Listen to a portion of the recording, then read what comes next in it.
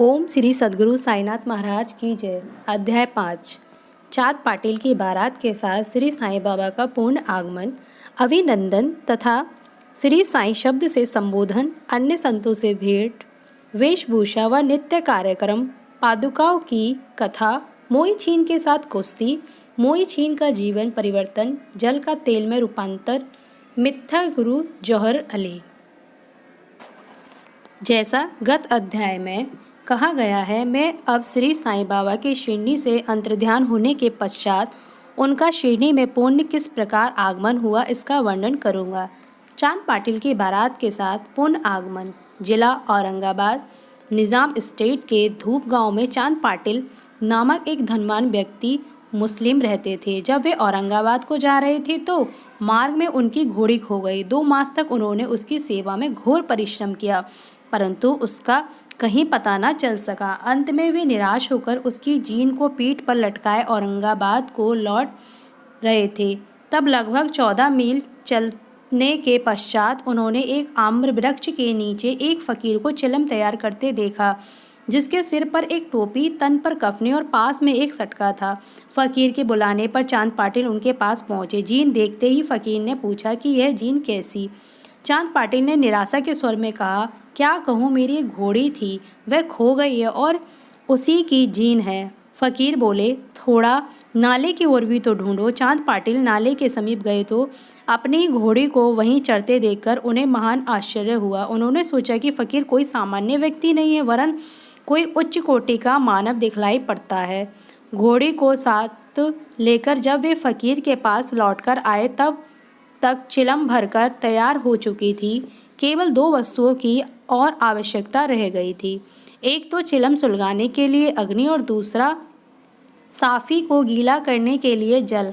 फकीर ने अपना चिमटा भूमि में घुसेड़कर ऊपर खींचा तो उसके साथ ही एक प्रज्वलित अंगारा बाहर निकला और वह अंगारा चिलम पर रखा गया। फिर फकीर ने सटके से ज्यों ही बलपूर्वक जमीन पर प्रहार किया त्यों ही वहाँ से पानी निकलने लगा और उसने साफ़ी को भिगोकर चिलम को लपेट लिया। इस प्रकार सब प्रबंध कर फकीर ने चिलम पी और तत्पश्चात चाँद पाटिल को भी दी।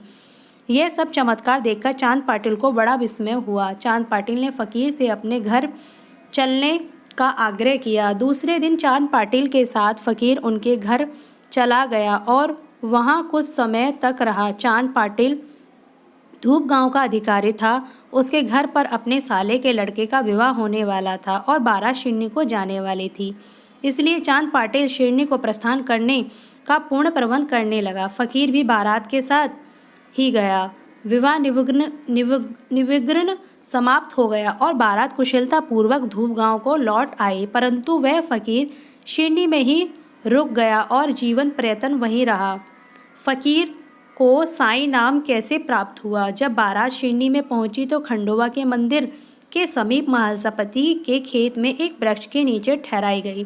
खंडोबा के मंदिर के सामने ही सब बैलगाड़ियां खोल दी गईं और बारात के साथ सब लोग एक एक करके नीचे उतरने लगे। तरुण फकीर को उतरते देख महासपति ने आओ साईं कहकर उनका अभिनंदन किया तथा अन्य उपस्थित लोगों ने भी साईं शब्द से ही संबोधन कर उनका आदर किया। इसके पश्चात वे साईं नाम से ही प्रसिद्ध हो गए। अन्य संतों से संपर्क। शिरडी आने पर श्री साईं बाबा मस्जिद में निवास करने लगे। बाबा के शिरडी में आने के पूर्व देवीदास नाम के एक संत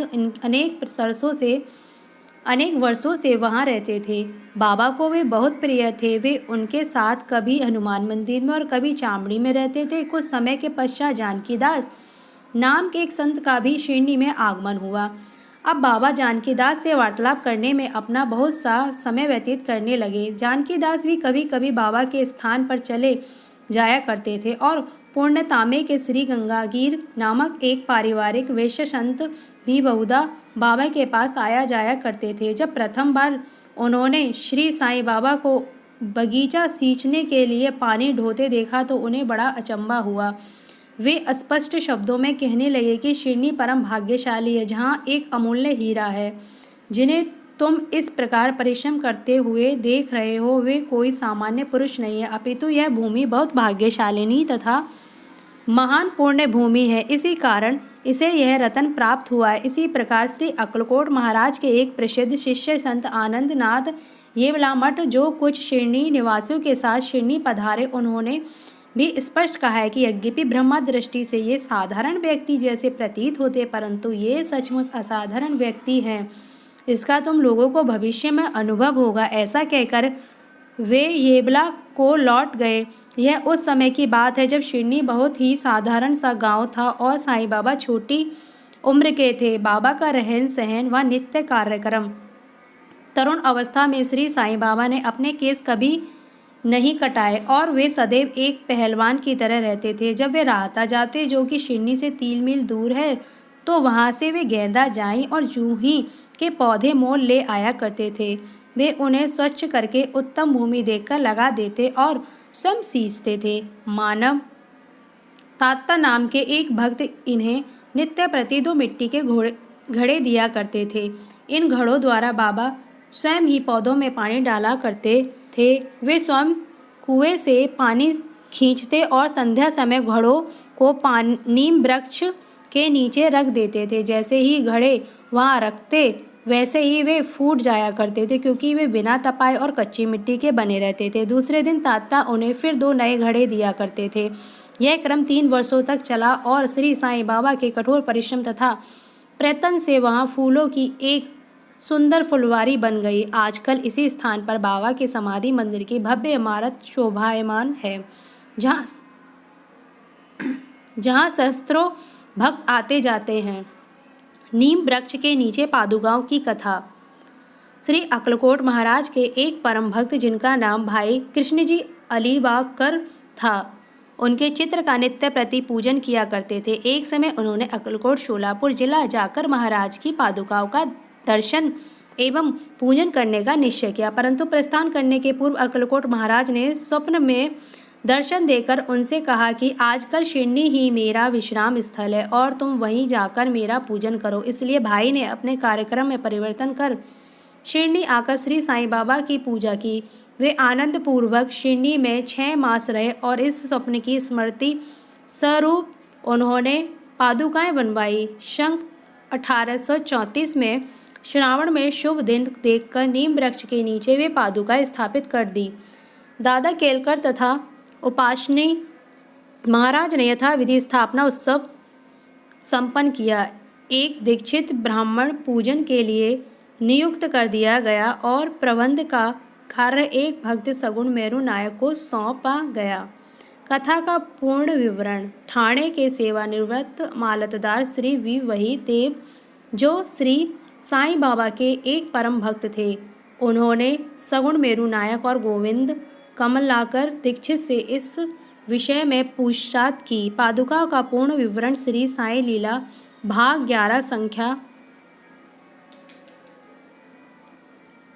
124 में प्रकाशित हुआ है, जो कि निम्नलिखित 1834-1912 में मुंबई के एक भक्त डॉक्टर राव कोठारे बाबा के दर्शनार्थ शिरडी आए। उनका कंपाउंडर और उनके एक मित्र भाई कृष्ण जी अलीबागकर भी उनके साथ में थे। कंपाउंडर और भाई की सगुण मेरू नायक तथा श्री जी के दीक्षित से घनिष्ठ दोस्ती हो गई। अन्य विषयों पर चर्चा करते समय इन लोगों को विचार आया कि श्री साईं बाबा के शिरडी में प्रथम आगमन तथा पवित्र नीम वृक्ष के नीचे निवास करने की ऐतिहासिक स्मृति के उपलक्ष्य में क्यों न पादुकाएं स्थापित की जाए। जब पादुकाओं के निर्माण पर विचार विमर्श होने लगा, तब भाई के मित्र कंपाउंडर ने कहा कि यदि यह बात मेरे स्वामी कोठारे को विदित हो जाए तो वे इस कार्य के निमित्त अति सुंदर पादुकाएं बनवा देंगे। यह प्रस्ताव वे इस कार्य में सबको मान्य हुआ और डॉक्टर कोठारे को इसकी सूचना दी गई। उन्होंने शिरडी आकर पादुकाओं की रूपरेखा बनाई तथा इस विषय में उपासनी महाराज से भी खंडोबा के मंदिर में भेंट की। उपासनी महाराज ने उसमें बहुत से सुधार किए और कमल फूलादि खींच दिए तथा नीचे लिखा श्लोक भी रचा, जो नीम वृक्ष के महात्म्य व बाबा की योग शक्ति का घोतक था, जो इस प्रकार है, अर्थात मैं भगवान साईनाथ को नमन करता हूँ, जिनका सात्रिध्य पाकर नीम वृक्ष कटु तथा अप्रिय होते हुए भी अमृत वर्षा करता था। इस वृक्ष का रस अमृत कहलाता है। इसमें अनेक व्याधियों से मुक्ति देने के गुण होने के कारण इसे कल्प वृक्ष से भी श्रेष्ठ कहा गया है। उपासनी महाराज का विचार सर्वमान्य हुआ और कार्य रूप में ही परिणत हुआ। पादुकाएं बम्बई में तैयार कराई गई और कंपाउंडर के हाथों शिरनी भेज दी गई। बाबा की आज्ञा इसकी स्थापना श्रावण की पूर्णिमा के दिन की गई। इन दिन प्रातःकाल 11 बजे जी के दीक्षित उन्हें अपने मस्तक पर धारण कर खंडोबा के मंदिर में समारोह और धूमधाम के साथ द्वारका माई में लाए। बाबा ने पादुकाएं स्पर्श कर कहा कि ये भगवान के श्री चरण हैं, इनकी नीम वृक्ष के नीचे स्थापना कर दो। इसके एक दिन पूर्व ही बम्बई के एक पारसी भक्त पास्ता शेठ ने 25 रुपयों का मनी ऑर्डर भेजा। बाबा ने ये रुपये पादुकाओं की स्थापना के निमित्त दे दिए। स्थापना में कुल 100 रुपये व्यय हुए, जिनमें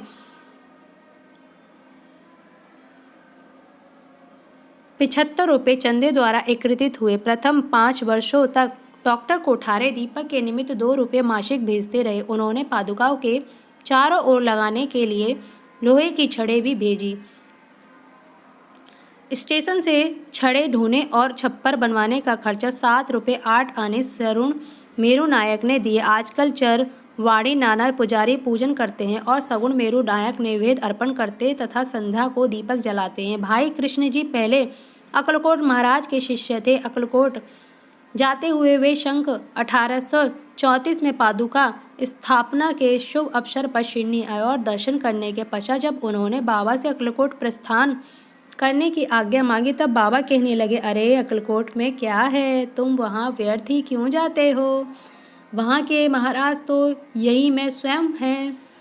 यह सुनकर भाई ने अक्कलकोट जाने का विचार त्याग दिया। पादुका स्थापित होने के पश्चात वे बहुधा शिरनी आया करते थे। श्री वी वही देव ने अंत में ऐसा लिखा है कि इन सब बातों का विवरण हेमांड पंत को विदित नहीं था, अन्यथा वे श्री साईं सचरित में लिखना कभी नहीं भूलते।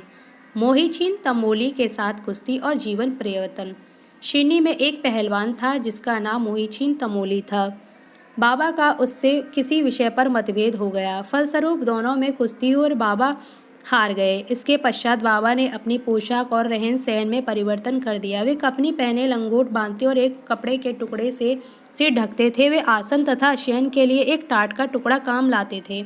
इस प्रकार फटे पुराने चिथड़े पहनकर वे बहुत संतोष प्रतीत होते थे। वे सदैव यही कहा करते थे कि गरीब अव्वल बादशाही, अमीरी से लाख सवाई। गरीबों का अल्लाह भाई गंगागीर को भी कुश्ती से बड़ा अनुरोध था। एक समय जब वे कुश्ती लड़ रहा था, तब उसी प्रकार उसको भी त्याग की भावना जागृत हो गई। इसी उत्सुक अवसर पर उसे देववाणी सुनाई दी, भगवान के साथ खेल में अपना शरीर लगा देना चाहिए। इस कारण वह संसार छोड़ आत्मा अनुभूति की ओर झुक गया। पूर्णताम्य के समीप एक मठ स्थापित कर वह अपने शिष्यों सहित वहां रहने लगा। श्री साईं बाबा लोगों से न मिलते और न ही वार्तालाप करते थे। जब कोई उनसे कुछ प्रश्न करता तो वे केवल उतना ही उत्तर देते थे। दिन के समय वे नीम वृक्ष के नीचे विराजमान रहते थे। कभी कभी वे गांव की मेड़ पर नाले के किनारे एक बबूल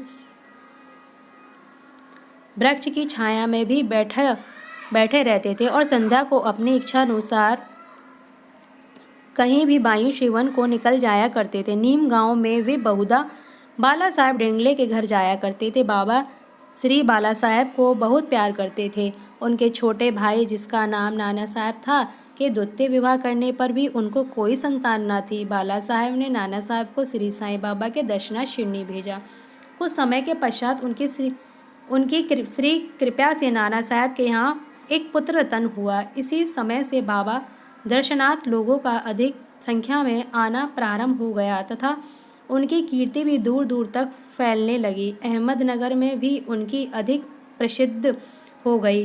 तभी ने नाना साहब चांदोगर, केशव, चिदम्बर तथा अन्य कई भक्तों का शिरनी में आगमन होने लगा। बाबा दिन भर अपने भक्तों से घिरे रहते और रात्रि में जीर्ण शीर्ण मस्जिद में शयन करते थे।